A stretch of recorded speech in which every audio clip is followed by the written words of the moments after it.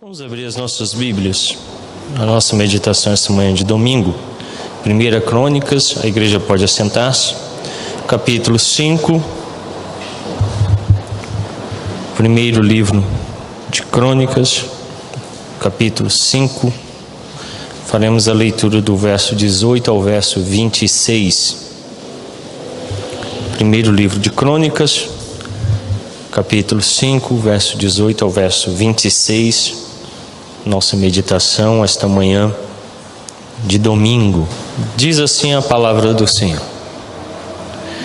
dos filhos de Ruben, dos Gaditas e da meia tribo de Manassés, homens valentes que traziam escudo e espada, entesavam o arco e eram destros na guerra. Houve 44.770 capazes de sair a combate. Fizeram guerra aos Hagarenos, como a Getur, a Nafs, Nodab. Foram ajudados contra eles. Os Hagarenos e todos quanto estavam com eles foram entregues nas suas mãos, porque na peleja clamaram a Deus, que lhes deu ouvidos, porquanto confiaram nele. Levaram o gado deles 50.000 camelos, 250.000 ovelhas, 2.000 jumentos, 100.000 pessoas, porque muitos caíram feridos à espada, pois de Deus era a peleja, e habitaram no lugar deles até o exílio. Os filhos da meia tribo de Manassés habitaram naquela terra de Bazã até Baal-Hermon e Senir e o monte Hermon, e eram numerosos. Estes foram cabeças de suas famílias, a saber, Éfer, Ize, Eliel, Azriel, Jeremias, Rodavias e Jadiel, guerreiros valentes, homens famosos, cabeças de suas famílias. Porém cometeram transgressões contra o Deus de seus pais e se prostituíram, seguindo os deuses dos povos da terra, os quais Deus destruirá de diante deles. Pelo que o Deus de Israel suscitou o espírito de Pul, rei da Assíria, e o espírito de Tiglat-Pileser, rei da Assíria, que os levou cativos, a saber, os Rubenitas, os Gaditas e a meia tribo de Manassés, e os trouxe para Halá, Rabor e Harã, e para o rio Gonza, onde permanecem até o dia de hoje. Oremos. Porque as nossas iniquidades têm se multiplicado, é que o Senhor nosso Deus então nos envia a sua palavra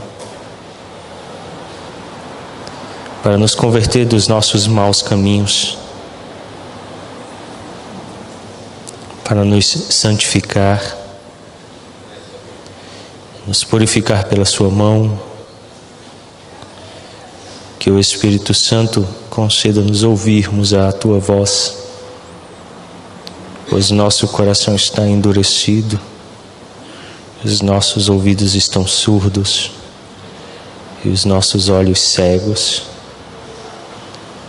Clamamos então a este Espírito que é santo, que sonde o nosso coração, abra os nossos ouvidos e nos permita ver a verdade do Evangelho, para nos convertermos dos nossos maus caminhos. É o que oramos em nome de Cristo. Amém. Uma história para o povo de Deus. Essa tem sido a nossa caminhada aí em 1 Crônicas, hoje com o tema oração e fidelidade. 1 Crônicas 5, do verso 18 até o verso 26. Nós sabemos que o livro possui 29 capítulos e são 942 versos. O livro de Crônicas é uma das partes da Escritura mais negligenciada. Muitos estudantes da Bíblia acham a sua história complexa e estranha, e aceitam que é irrelevante para a vida contemporânea. O cronista, ele registra a história do povo de Deus, com um foco especial na figura do rei Davi. O público-alvo original era o povo judeu depois do exílio. No cânon hebraico, o livro de Crônicas ele é apresentado como um único volume, perfazendo junto com Esdras e Neemias os últimos livros do Antigo Testamento. O livro é uma compilação de histórias. Assim é registrada a história de Israel desde Adão até o início da monarquia. Mostra o interesse especial de Deus pelo seu povo escolhido, que é Israel. Davi é o governante especial, o rei a quem de fato Deus concedeu a promessa da aliança de um reino eterno. O templo também é uma figura central na fala do cronista. As ações dos governantes e de cidadãos comuns possuem importância e consequências espirituais inevitáveis.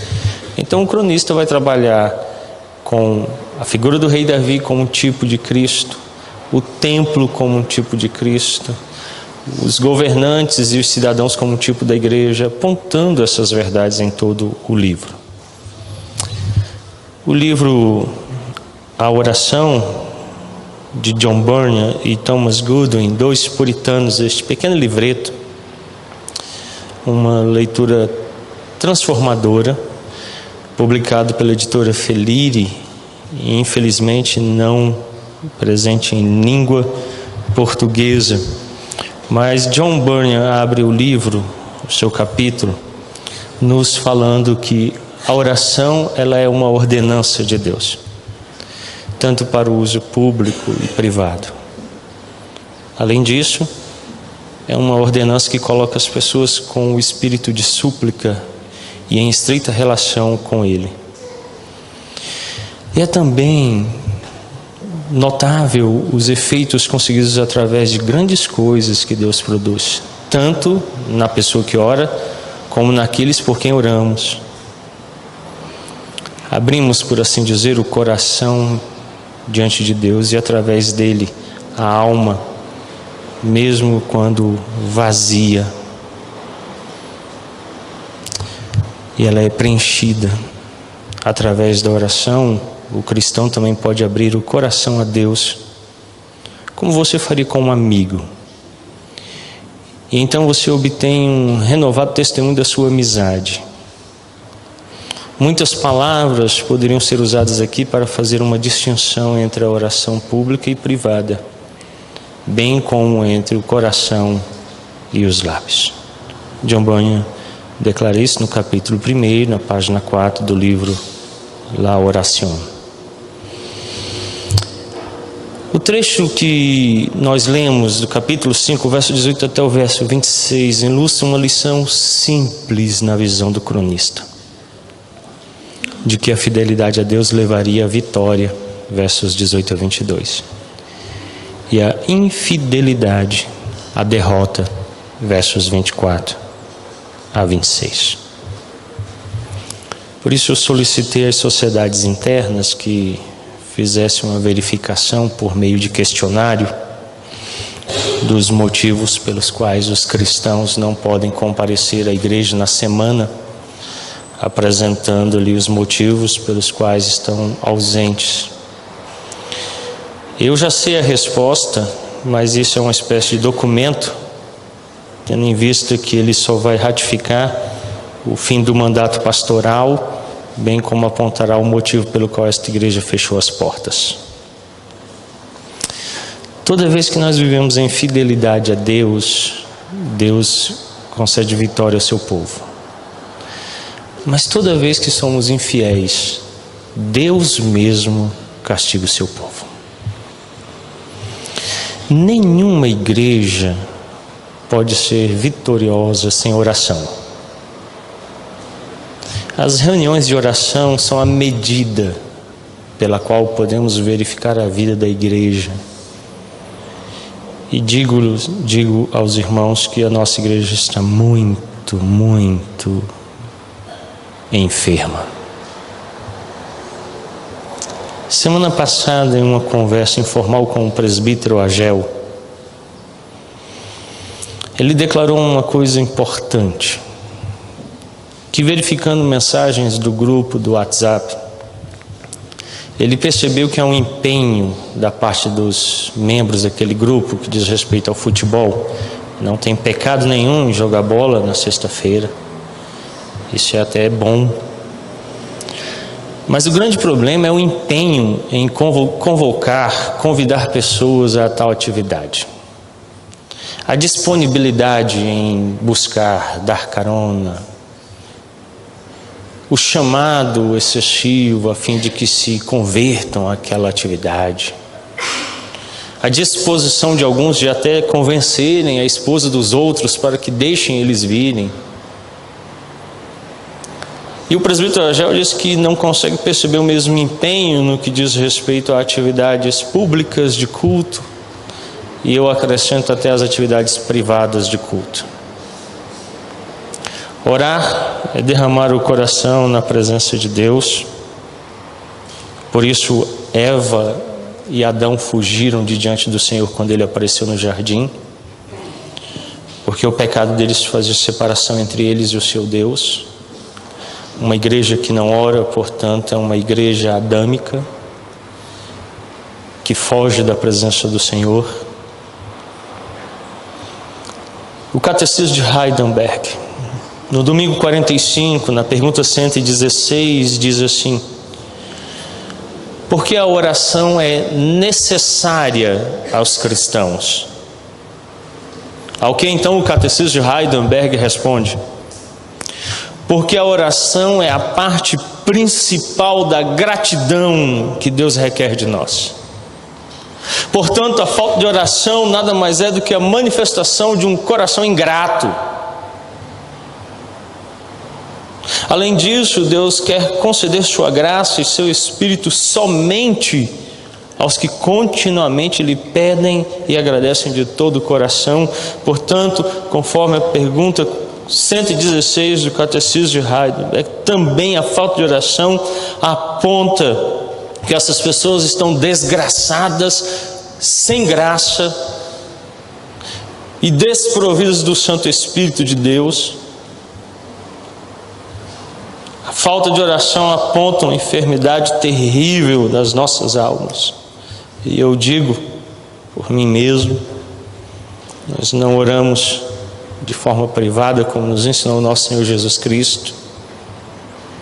Não oramos em família, não oramos de forma corporativa na reunião de oração, antes dos cultos, não oramos nos cultos, nós balbuciamos palavras repetidas e sem significado, desprovidas de piedade. O que o texto nos mostra, e o cronista faz isso de forma muito simples, é que fidelidade produzia vitória na vida do povo de Deus, e infidelidade castigava o povo de Deus. O texto é uma narrativa dividida em 5 passos.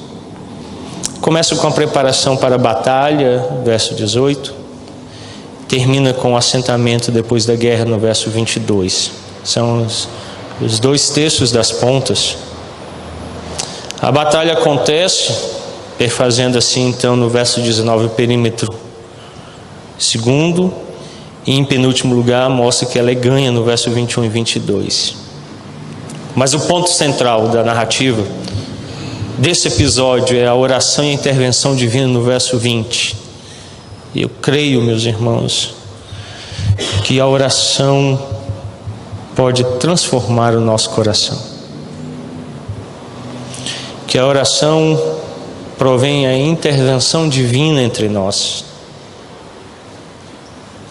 Que a oração é essencial a uma igreja viva. E sem oração, a igreja não pode experimentar de uma vida de piedade autêntica. O cronista então começa essa pequena narrativa com a descrição de 44.760 homens capazes para a guerra. E ele está dizendo capazes mesmo. Homens que conseguiam disparar com arco, isso não era fácil. Exigia força e habilidade. homens que empunhavam escudos. Isso não era moleza, a arma era pesada. Espadas. O texto por 2 vezes diz que eles eram homens valentes, chefes de família, líderes, capazes da guerra. O problema de Israel não era a capacidade de combate. Eles tinham 44.760 guerreiros. Lá da tribo de Ruben, de Gade e também a meia tribo de Manassés, como mostra o verso 18. Se você tiver tempo para estudar a vida dessas tribos, eu convido a fazê-lo, a fim de que você possa entender um pouco mais quem são os Rubenitas, os Gaditas e a meia tribo de Manassés. Portanto, o cronista apresenta esse contexto para essa história que ele vai nos contar. Em 5,19, então, a guerra ocorre, a tensão aumenta. Vamos ler o verso 19. Fizeram guerra aos Hagarenos, como a Jetur, a Naphes e a Nodab. São velhos inimigos de Israel, e são citados lá no verso 10 do capítulo 5. Nos dias de Saul, fizeram guerra aos Hagarenos, que caíram pelo poder de sua mão, e habitaram nas tendas deles em toda a terra fronteira de Gileade, ao lado oriental. Eles já tinham sido derrotados, voltaram novamente, se interpondo entre a terra e o povo de Israel. Esses Hagarenos, eles se unem a 3 tribos árabes, Jetur, Naphes e Nodab. O verso 19 nos fala isso. Abra sua Bíblia em Gênesis 25, verso 15. Gênesis capítulo 25, verso 15. A geração de Ismael, filho de Abraão, e Agar, a egípcia. O verso 15 declara Hadad, Temá, Jetur, Naphes, Quedma. São os filhos da semente do maligno, parte de oposição à semente santa, os filhos de Isaac. O cronista já nos falou sobre isso, já meditamos nessa verdade. A oposição que o maligno faz àqueles que são chamados por Deus. É preciso entendermos que estamos em uma grande batalha, como Israel estava em uma grande batalha. Não havia descanso, sossego. O verso 10 que Saul tinha derrotado os Hagarenos, agora eles voltam de novo e se uniram a outros inimigos. Não se esqueça, sempre haverá oposição à sua alma até ao dia em que Cristo voltar. Por mais que você vença esses inimigos, eles retornam e se opõem a você. E você precisa lutar. Você precisa batalhar. O verso 20 diz que foram ajudados. Quem os ajudou? Quem é o nosso ajudador? O texto responde mais à frente que o próprio Deus os ajudou. O verso 20, leiamos. Vamos ler todos a uma só voz. Foram ajudados contra eles, e os Hagarenos, e todos quanto estavam com eles, foram entregues nas suas mãos, porque na peleja clamaram a Deus, que lhes deu ouvidos, porquanto confiaram nele. Tem um tom de suspense no início do verso 20, quando ele diz assim, e foram ajudados. O inimigo tinha sido derrotado, volta, e se une com outros inimigos. Israel sabia que eram descendentes de Ismael, eram da semente do maligno. Mas o cronista começa com suspense, diz assim, houve ajuda. Quem os ajudou? Ora, o texto diz que o próprio Deus os ajudou. O texto mostra que o auxílio divino veio às tribos transjordanianas por terem eles clamado a Deus. Meus irmãos, eu não tenho dúvida, acredito plenamente que se orarmos, a nossa história vai mudar. A oração não é um exercício litúrgico de vãs repetições. A oração é o derramar do nosso coração com súplicas na presença de Deus. Orar é buscar a Deus, como disse John Bunyan, como a um amigo. E ao fim da oração você pode ter certeza que essa amizade existe. O cronista frequentemente atribuía sucesso na batalha à resposta de Deus. Isso você vai ver em todo o livro de Crônica. Orações são opostas à confiança no esforço e na força humanos. Toda vez que confiamos na nossa força, nós deixamos de orar. Toda vez que achamos que estamos no controle, desprezamos a oração. Nós a desprezamos começando nas nossas crianças que não oram. Nós desprezamos os nossos jovens e adolescentes. O número 100% ausente em todas as administrações da semana são as nossas crianças, adolescentes e jovens. Isso me mostra que o futuro desta igreja será tenebroso e terrível. Eles desconhecem as Escrituras, não amam a oração, não conhecem a Deus. Nós os estamos preparando e treinando para viverem sem Deus, confiando em seus esforços, nos seus cursos, na sua instrução intelectual, na sua força física, na sua beleza estética. Mas eles estão totalmente desprovidos da presença e da piedade.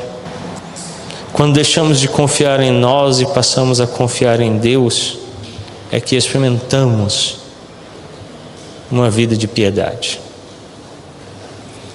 Há um esforço tremendo da parte dos cristãos em confiar em tanta coisa. É notório o desempenho político dos cristãos. Faixas, cartazes, camisetas, frases de efeito, caminhadas longas debaixo do sol. E eles desconhecem o fato de que às 6 horas da manhã o helicóptero presidencial saiu da base aérea, buscou a presidente no fundo do Palácio do Planalto, conduziu ela para a base aérea, o grupo de ações táticas especiais. De lá ela foi transportada de avião para lugar desconhecido, onde goza de todas as benesses possíveis, longe do tumulto, da confusão e das vozes, intocada, talvez gracejando e rindo do que está acontecendo. Mas cristãos são incapazes de dobrar o joelho, erguer as mãos aos céus, e como declara o princípio de liturgia da Igreja Presbiteriana do Brasil, em tempos de crise, jejuarem e clamarem a Deus, que é o único que move o coração dos governantes e os dispõe como Ele bem deseja. E não importa os helicópteros ou aviões ou fuga qualquer, nenhum líder, por mais soberbo que seja, pode ocultar-se do Senhor. Mas nós confiamos nas nossas forças e desprezamos a oração. Não há um único convite para oração e jejum feito por liderança nenhum, em nível nenhum da igreja, mas há diversos convites convocando para vestirem-se, caminharem. Eu não consigo entender porque a igreja abandonou aquilo que lhe era próprio, que era confiar em Deus, e passou a confiar nos homens e na sua própria força. Quando oramos, confiamos em Deus e não em nossas forças. O verso 20 declara que os inimigos de Israel pereceram, pois as tribos confiaram em Deus. Vocês conseguiram perceber o contraste? Leia comigo o verso 18. Dos filhos de Ruben, dos gaditas, da meia tribo de Manassés, homens valentes, que traziam escudo e espada, entesavam o arco, eram destros na guerra. houve 44.770 capazes de sair a combate. Mas o verso 20 declara: foram ajudados contra eles, e os hagarenos e todos quantos estavam com eles foram entregues nas suas mãos, porque na peleja clamaram a Deus, que lhes deu ouvidos, porquanto confiaram nele. Sabe qual é o nosso problema? Não confiamos em Deus. Se confiássemos, haveria esforço da nossa parte para participarmos em todo culto a Ele, como há esforço da nossa parte para participarmos de atividades muitas. E como eu vejo gente se esforçando, dando do suor, do sangue.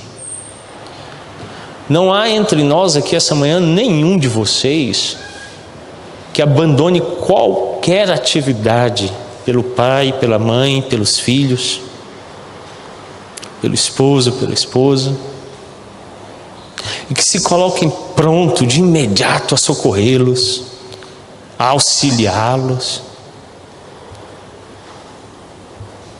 Mas há um temor terrível no meu coração quando eu penso se há disposição tal em nossos corações para servirmos a Deus. Se haverá tamanho empenho, presteza, se haverá tamanha alegria ao orarmos, ao lermos a palavra, ao participarmos aos cultos. Veja, eu não quero fariseus e hipócritas na reunião de oração.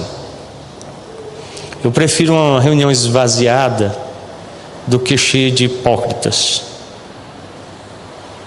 Você não deve vir por causa daquilo que está sendo dito aqui. Você deve confiar em Deus. Você deve depositar nele o seu coração, amando-o acima de todas as coisas, tendo plena confiança de que ele será por você.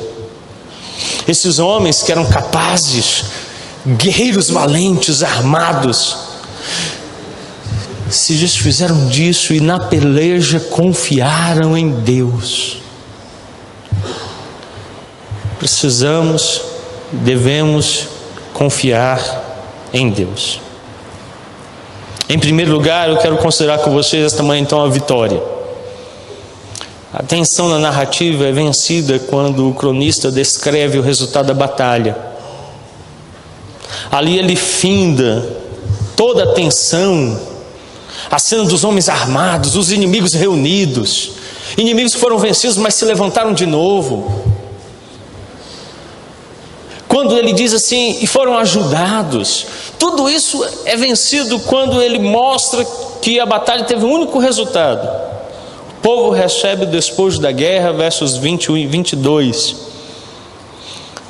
Levaram o gado deles, 50.000 camelos, 250.000 ovelhas, 2.000 jumentos e 100.000 pessoas.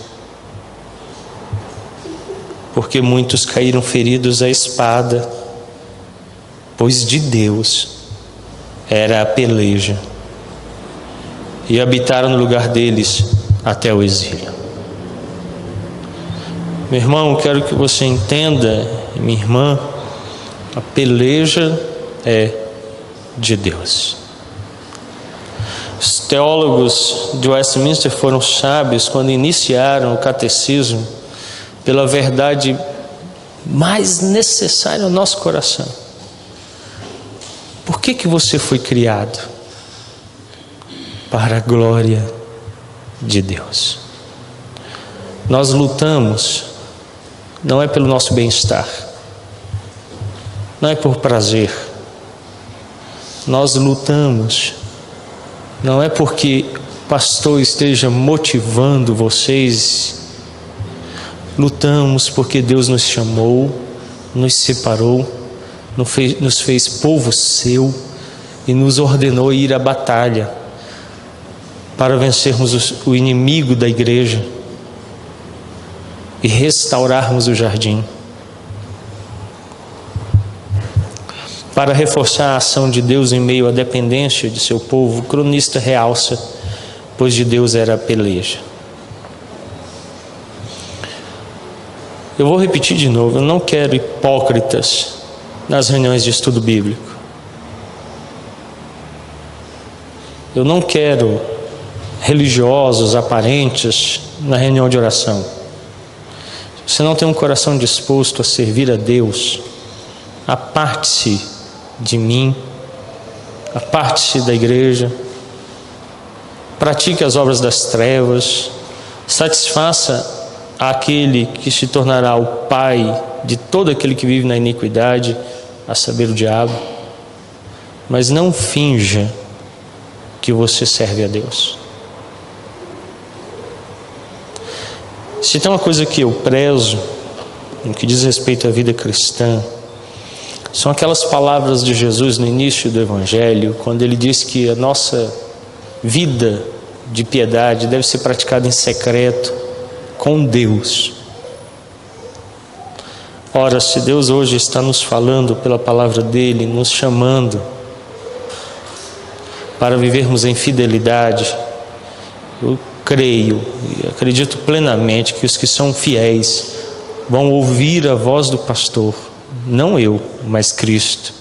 Vão entrar no aprisco. Mas aqueles que não pertencem a Ele não podem ouvir a voz dele, nem podem vir a Ele, porque são do diabo. A luta, ela não é nossa, somos servos de um rei.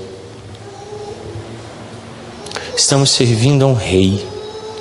Enquanto você não compreender que você é servo, está a serviço de um rei soberano, do Criador do universo, o mantenedor de todas as coisas, e que Ele criou você para a glória do nome dEle. Você cantou essa manhã, eu espero que tenha sido uma oração feita com fé. Não há Deus maior. Se Ele se interpõe entre todos os inimigos que cercam você, você então vai lutar por este rei. Os nossos pais puritanos disseram um lema importante quando lutaram contra os inimigos da fé reformada: por Cristo e pela coroa. Será que você está disposto a gritar isso em alta voz? Colocar-se em peleja pelo Senhor, lutar contra inimigos terríveis, confiando nele, porque a luta é dele, para ele. Em segundo lugar está a infidelidade. Israel se prostituiu, verso 25.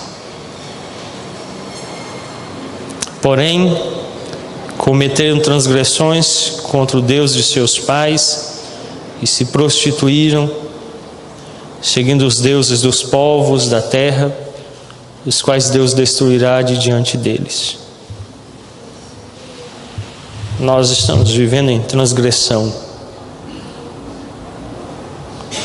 Nos prostituímos neste tempo presente pelo hedonismo, prazer, preguiça, a luxúria, mundanismo, consumismo, materialismo. Tantos ismos quanto possamos citar tornaram-se os nossos deuses. Os temos adorado de contínuo, prestado a eles culto, nos rendemos, nos prostramos aos pés deles, nos seus templos. O templo de Deus permanece vazio, a casa do Senhor está esquecida. O Senhor não é amado acima de todas as coisas, nem é glorificado, nem honrado o seu nome. Como Adão e Eva escolhemos nos apartar dele, nos tornamos deuses de nós mesmos. Por isso, quando ouvimos a sua voz, fugimos da presença dele e nos escondemos em nossa vergonha. Em vez de respondermos ao chamado dele, nós nos escondemos. Isso é notório nas reuniões de estudo bíblico e na reunião de oração. Quando a voz de Deus fala, nós fugimos. Isso é notório quando fugimos dele no dia a dia, negando-lhe o culto que deveríamos prestar a ele. Em exercícios esvaziados de piedade, praticamos atos litúrgicos, acadêmicos, esvaziados de piedade, mas cheios de religiosidade, de um coração corrompido e pecaminoso.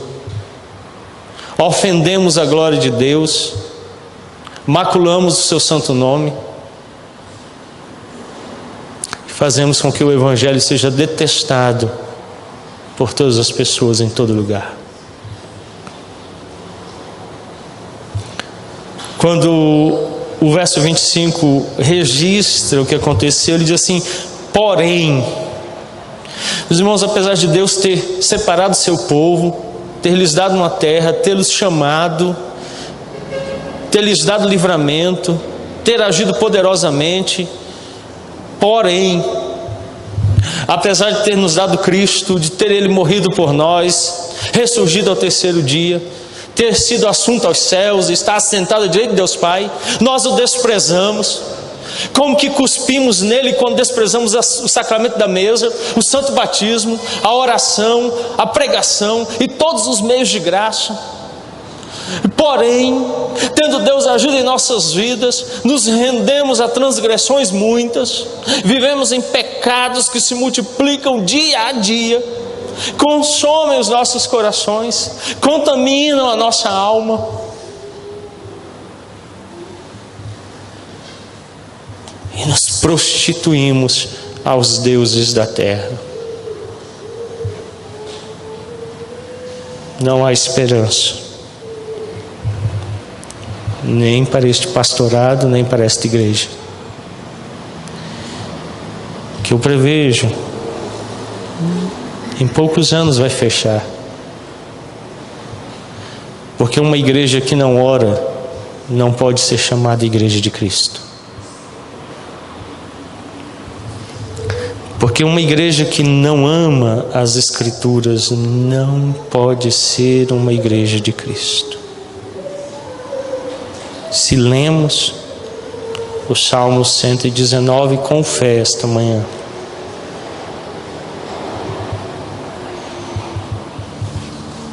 se o consideramos seriamente, quando o abrimos logo cedo,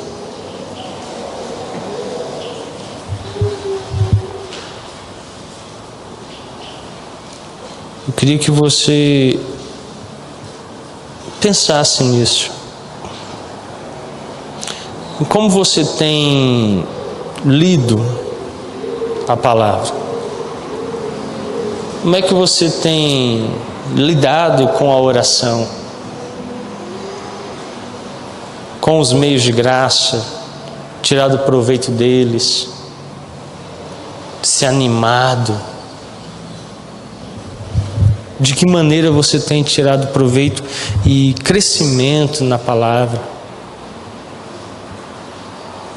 O Salmo 119 que lemos esta manhã, espero eu que com fé e não num exercício repetitivo esvaziado, pois Deus abomina tal ato.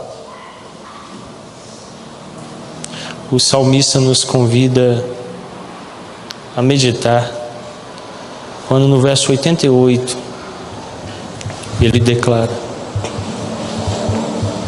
vivifica-me segundo a tua misericórdia, e guardarei os testemunhos oriundos de tua boca.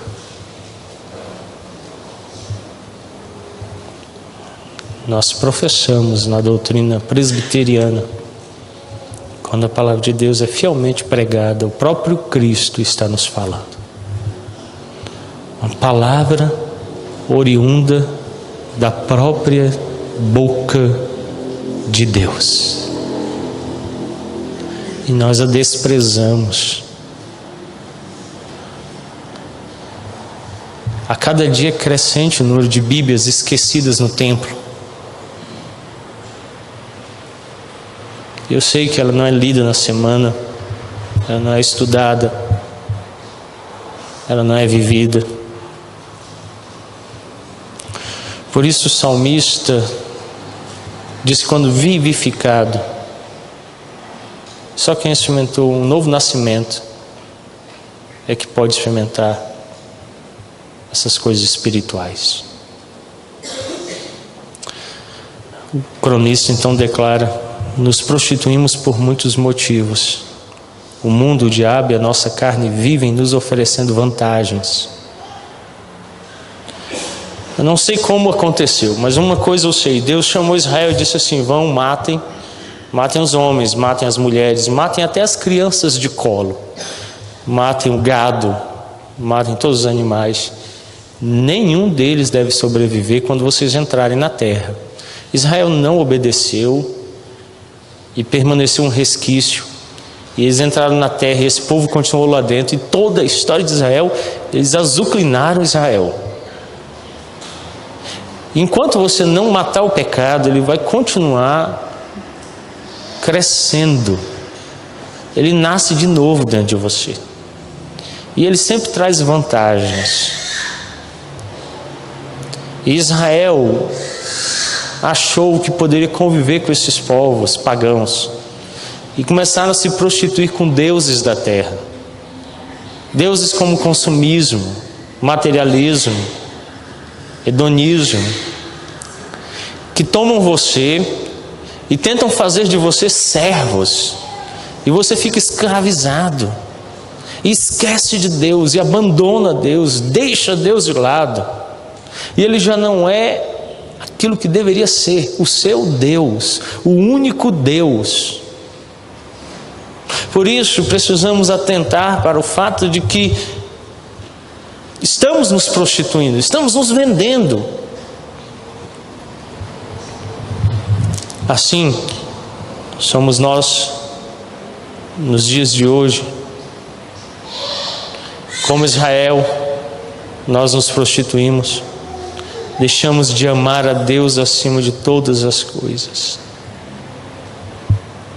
Deus é secundário em nossas vidas. Ele fica com o resto do tempo, o resto do dinheiro, o resto da semana, o resto da inteligência. Tudo fica para depois. No que diz respeito a Deus, ele é secundário. Pelo que o Deus de Israel suscitou o espírito de Pul, rei da Assíria, o espírito de Tiglat-Pileser, rei da Assíria, que os levou cativos, a saber, os Rubenitas, os Gaditas, a meio tribo de Manassés, e os trouxe para Halá, Abor, Harã e para o rio Gonza, onde permanecem até o dia de hoje. Se não tornarmos a Deus, se não nos convertermos dos nossos maus caminhos. Você sente um frio na espinha quando você pensa na possibilidade que o Lula seja reeleito? Isso é fichinha perto daquilo que Deus pode suscitar contra o seu povo. E todas as 3 tribos, porque deixaram de confiar em Deus, de clamar a Ele, foram levadas ao cativeiro. Você quer se libertar do cativeiro? Seja fiel a Deus. Mas como ministro da palavra e dos sacramentos, eu vos anuncio, igreja, de que se não vos converterdes dos seus maus caminhos, Deus manifestará a sua ira sobre vós e sereis amaldiçoados. Ele os colocará em cativeiro tão terrível, mas tão terrível, que as gerações futuras vão de dizer: até ao dia de hoje estão cativos. Humilhem-se, busquem a presença de Deus, amem ao Senhor de todo o coração, e Ele vai ouvir o clamor de vocês, e vai vencer os seus inimigos, e vai lhes dar a vitória. Oremos. Senhor, és Deus de grande misericórdia.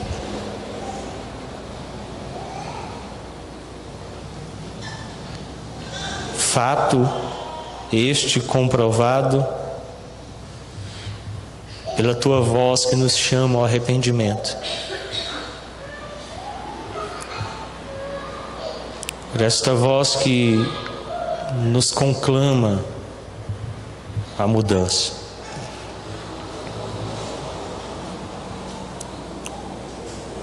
Como Israel, somos povo de dura serviço.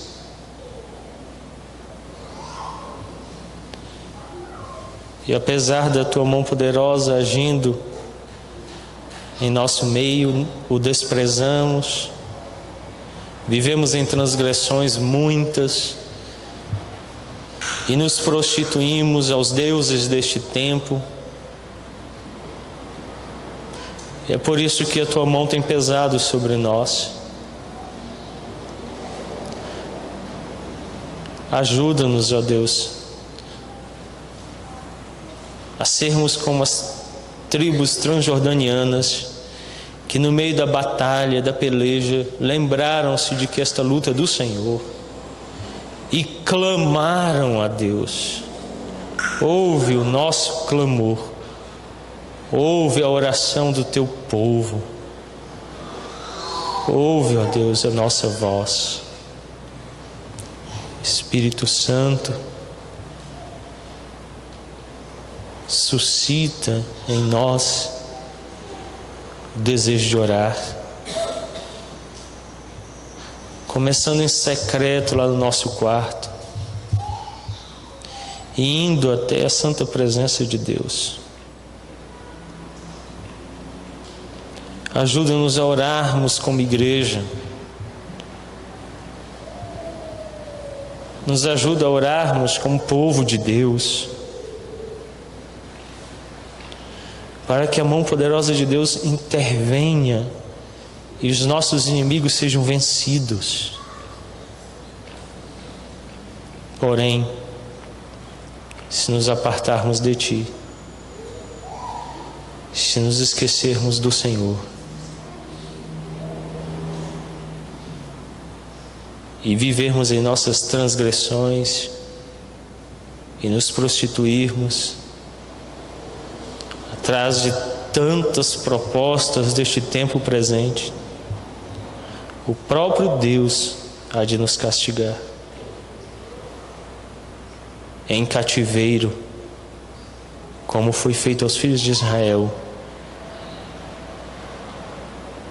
Não permita que nos afastemos de Ti, ó Pai.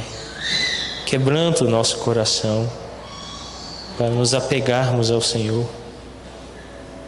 para nos aproximarmos de Ti, mesmo em meio à luta, mesmo em meio à batalha, mesmo que inimigos de outrora se levantem novamente e que novos inimigos venham, mesmo em meio ao tumulto da peleja, dar-nos confiarmos no Senhor e clamarmos a Ti, ó Pai. Faz, ó Deus, de nós, esta igreja, uma igreja de oração, um povo de oração. Faz, ó bondoso Deus, que amemos a Tua palavra e nos apeguemos a Ti. Afasta a impiedade de nossos corações, o desinteresse pelas coisas santas. Suscita em nosso coração ardor pelo Senhor, que ele queime pelo Senhor nosso Deus, que nosso coração esteja em chamas pela tua glória. Ó bondoso Deus, sei sobre a liderança do teu povo, que a liderança desta igreja seja uma liderança de oração, os membros desta igreja sejam membros de oração, nossas reuniões e atividades sejam atividades de oração, que todos os atos, pensamentos sejam precedidos de oração, porque a peleja não é nossa, mas é do Senhor. Ensina-nos então a orar, dizendo: seja feita a tua vontade e não a nossa. Submete-nos, ó Deus, à vontade soberana do Senhor. Revela-nos ela pela tua palavra. Dá-nos que ao orarmos possamos ser mudados. Nós pedimos, Pai, com um coração contrito e quebrantado, nos humilhamos diante de Ti, reconhecendo que não haverá futuro nem para a igreja, nem para esta nação, se não for o Senhor. Ajuda-nos, dá-nos, ó Deus, esta graça. Nós estamos rogando e pedindo isto pelo intermédio de nosso Senhor Jesus Cristo, que cremos, morreu por nós e ressurgiu por nós ao terceiro dia, segundo as Escrituras. É o que oramos, Pai, em nome santo de Cristo Jesus. Amém.